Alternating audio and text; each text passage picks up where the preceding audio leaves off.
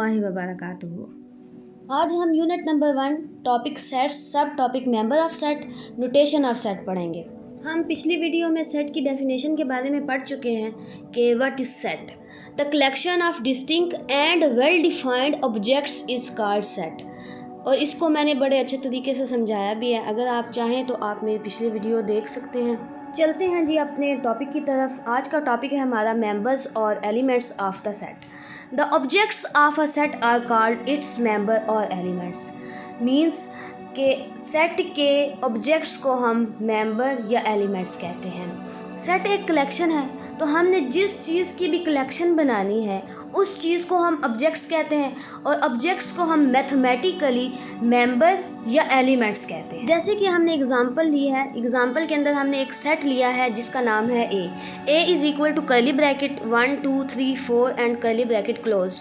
ये एक हमारे पास सेट है, और सेट के अंदर हमें नज़र आ रहा है कि सेट के एलिमेंट्स कौन से हैं। 1 2 3 4 आर द एलिमेंट्स ऑफ और मेंबर्स ऑफ द सेट।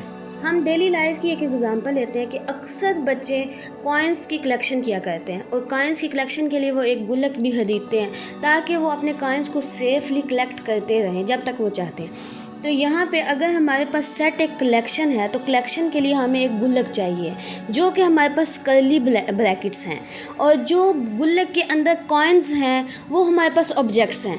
तो ऑब्जेक्ट्स को हम मैथमेटिकली, मैंने आपको पहले भी बताया, या हम उनको एलिमेंट्स कहते हैं या उनको हम मेंबर्स कहते हैं। इसका मतलब ये हुआ कि जो गुल्लक के अंदर कॉइन्स हैं वो सेट के एलिमेंट्स हैं या सेट के वो मेंबर्स हैं। हमने एग्ज़ाम्पल में पहले 4 काउंटिंग नंबर्स की कलेक्शन ली है, तो इसका मतलब ये हुआ कि फर्स्ट 4 काउंटिंग नंबर्स जो हैं वो सेट के एलिमेंट्स हैं और मेंबर्स हैं।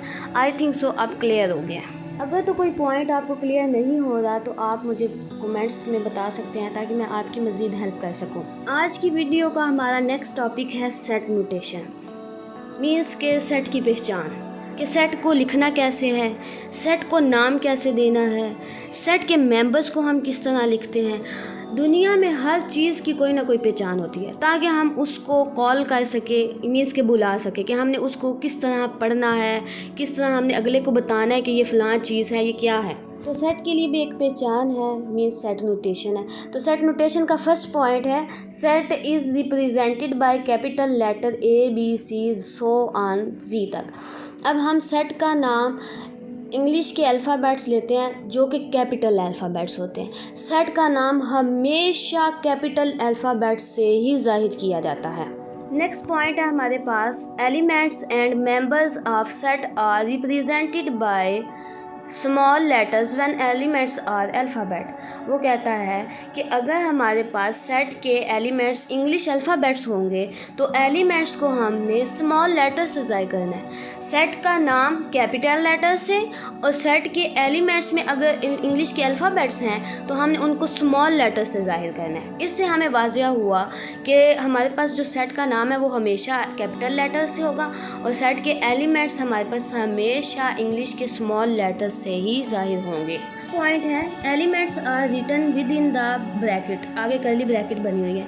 ये जो ब्रैकेट है इसको हम मिडल ब्रैकेट भी कह सकते हैं, इसको कर्ली ब्रैकेट भी कह सकते हैं। मैथमेटिक्स में इसके 2 नाम हैं, एक कर्ली ब्रैकेट और दूसरा मिडल ब्रैकेट। जैसे कि मैं पहले भी आपको बता चुकी हूँ कि सेट अगर हमारे पास कलेक्शन है तो कलेक्शन के लिए हमें एक गुल्लक चाहिए होता है, यानी सेट के लिए हमें एक गुल्लक चाहिए जो कि हमारे पास कर्ली ब्रैकेट है, और गुल्लक के अंदर ऑब्जेक्ट्स होते हैं। तो इसका मतलब ये हुआ कि सेट के एलिमेंट्स को हमने हमेशा कर्ली ब्रैकेट के अंदर लिखना है।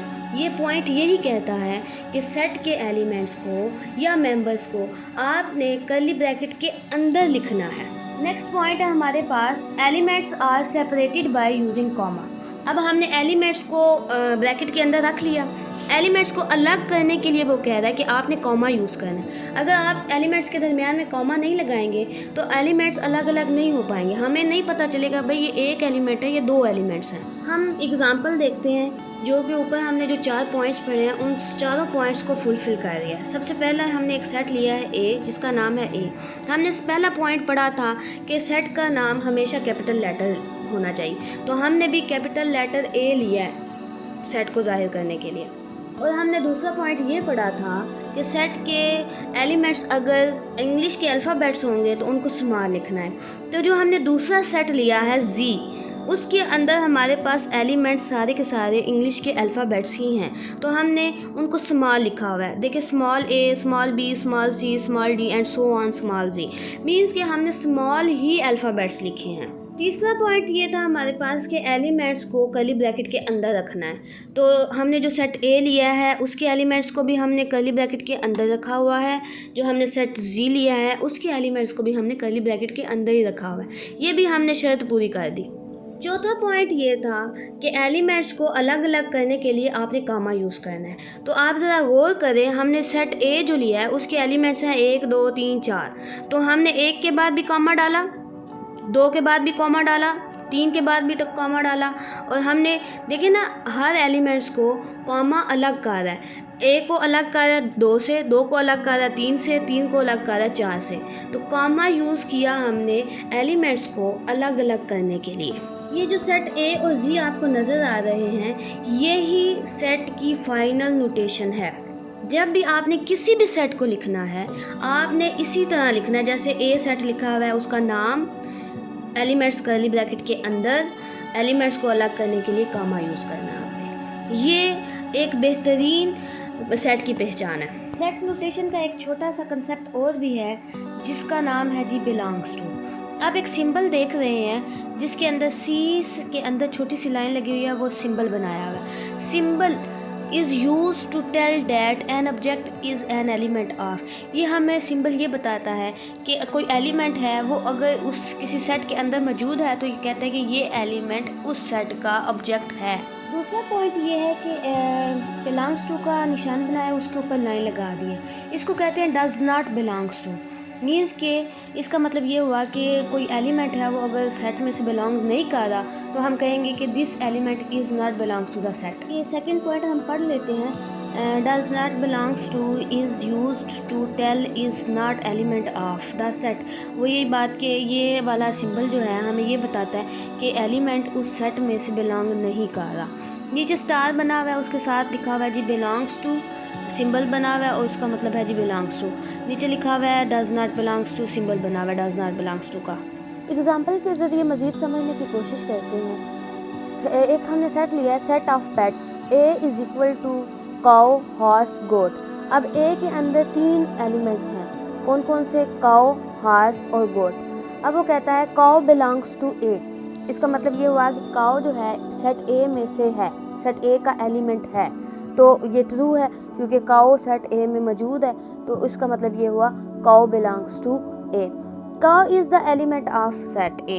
यही बात होगी कि ये बिलोंग्स टू का भी मतलब ये है, हमने मैथमेटिकली बिलोंग्स टू का सिंबल डाल के ये बात बतानी है कि काउ जो है वो ए में से है।